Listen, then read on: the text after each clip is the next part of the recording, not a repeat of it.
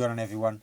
Well, today we have a completely different video, and also before we do get started, I just want to say thank you for 5,000 subscribers on YouTube, and yeah, hello to all the new subscribers. But as of right now, today's video, we're actually going to review what the CEO of Uber has to say about the future of AI in the department. Now, we've recently discovered that 90% of coders working for Uber in general, for a technology side of the company, it's at 90% of people working there are doing AI coding now. So I don't know why my hands are doing all this.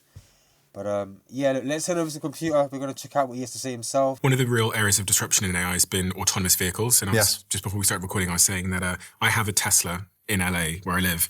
And it's staggering that I can get in the car, press the button, and drive 2.5 hours to Joshua Tree without having to touch the wheel or the pedals.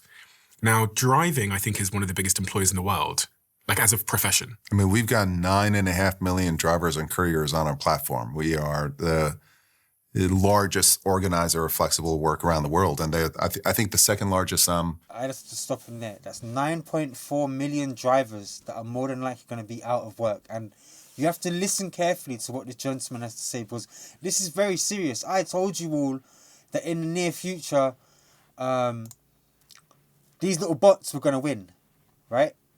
And we're seeing it everywhere. They're all over the world now, okay? Including these taxis. They're all over the place. But what's about to be said is very important. This is the Chinese army. Wow. Yeah. It's a big group of folks that we've organized. And statistically, there's less accidents in an autonomous Tesla than there is if a human drives it. So it's safer for my car to drive itself statistically than for me to drive it. That's true, right? That the autonomous driving is currently safer. That's true. So Waymos are safer. And then now you are a backup to the Tesla, right, as a human being. So I've got a Tesla as well. And once in a while it disengages and I've got to disengage. So it's not necessarily the pure autonomous agent that's better than humans, but definitely the autonomous agent with a human backup. No question that's better than the pure human. And we can't be far away from... What does he mean by the human backup? This is what I don't get that part. So is there someone actually monitoring what the AI is doing at all times? How does that work? I mean, Waymo's there already, right? You live in LA. They've got the Waymos. We work with them in Austin, in Atlanta.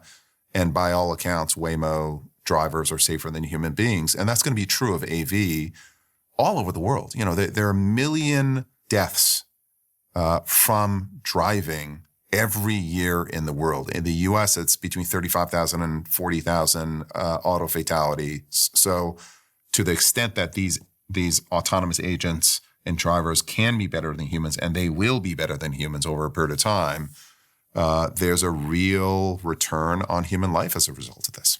Those 9 million drivers' careers that you have will be out of work, conceivably.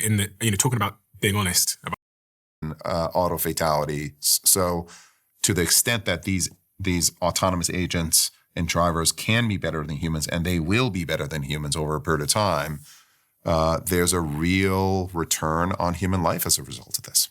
Those 9 million drivers' careers that you have will be out of work, conceivably.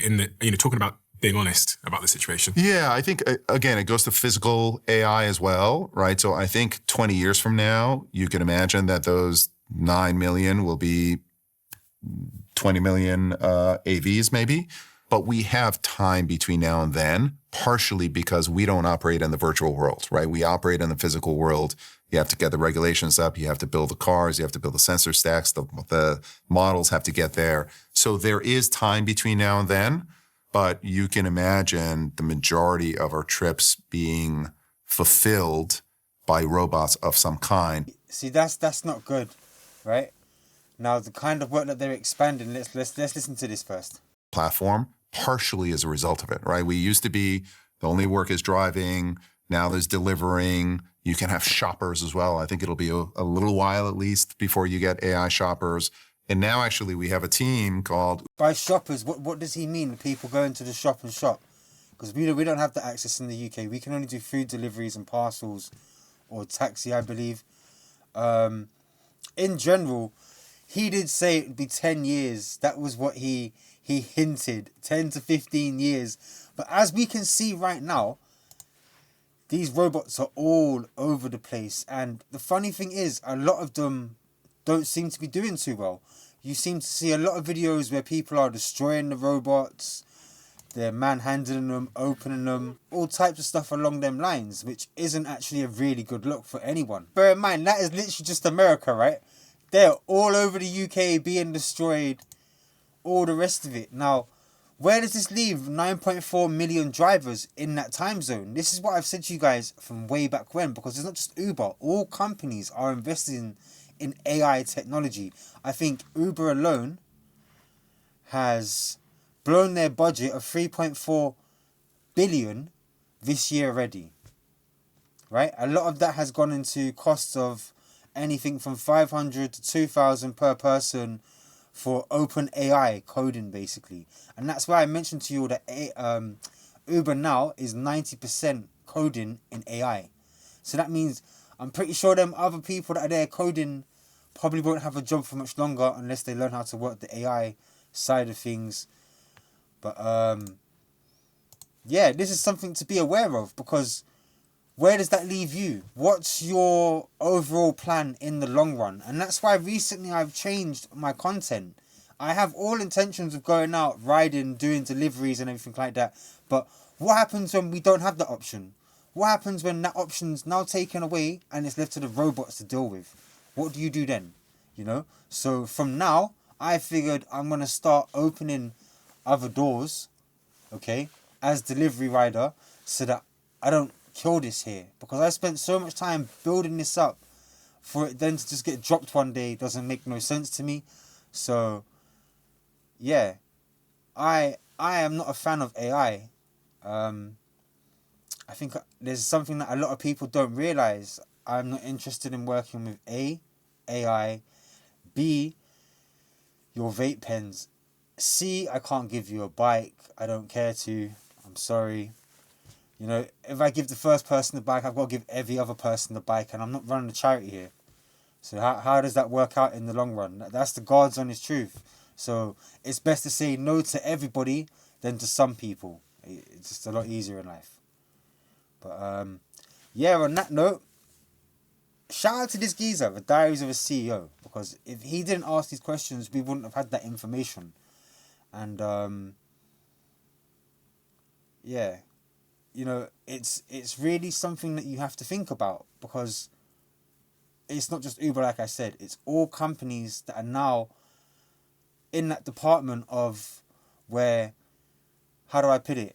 In a few years' time, people like ourselves aren't going to have a job. For example, for Uber, it's 9.4 million people, right? Because the simple fact of it is they're introducing these taxis and the food robots together eliminate all of us. And you know what the craziest part of this is that people think going out and protesting is the answer when it's not. That's what's given us the bad name now. That's what's going to make people like this gentleman here think, okay, we need to push faster towards the AI side of things so that we can eliminate all of this. Ooh. Does that make sense? Because why keep you on board if you're just going to scream and shout for no reason? You know? And I can see all the fares starting to drop more and more and more. The simple fact of it being is they've got to get rid of you some way. That's the way I see it. If you feel like the fares are dropping in price, then that's probably why. But as the future of a driver, it's not looking too good, I don't think. You know? And things are quite slow as it is. It's not that busy out and about. Not in this city anyway. So, yeah. I did tell you guys AI was going to come eventually. And we were going to have these problems. But I guess it is what it is.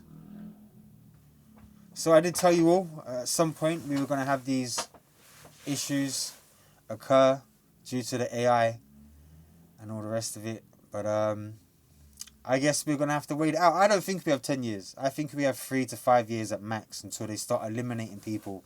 And I I noticed a few things from watching a documentary, but we'll get into that in a completely different video. I've got quite a few videos stocked up, so yeah, we're going to get some of them done. But until then, thank you for watching. Peace.